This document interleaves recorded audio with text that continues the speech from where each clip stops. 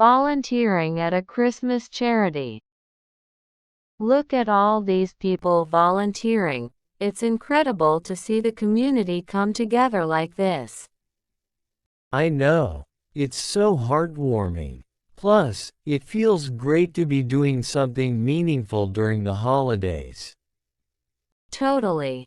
So, what's our task for today? First, we're packing these food boxes. Canned goods, pasta, and some holiday treats. Then, we can help with the toy station.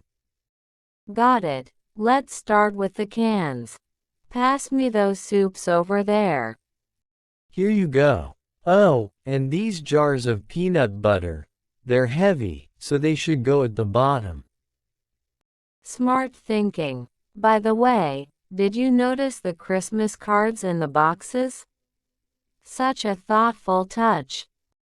I love that idea. Imagine how happy the families will be when they see them. For sure. Maybe we can write a few cards ourselves later. I'd love to add a personal message. Me too.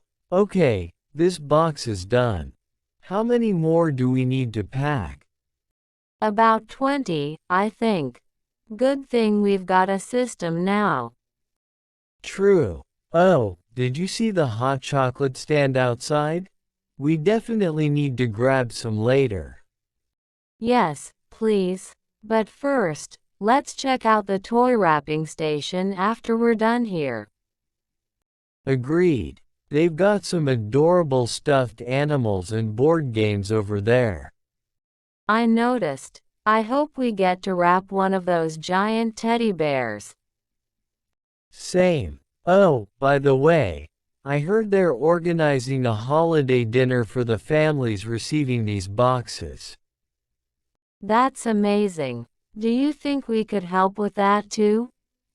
We should ask. It'd be so rewarding to see everything come full circle.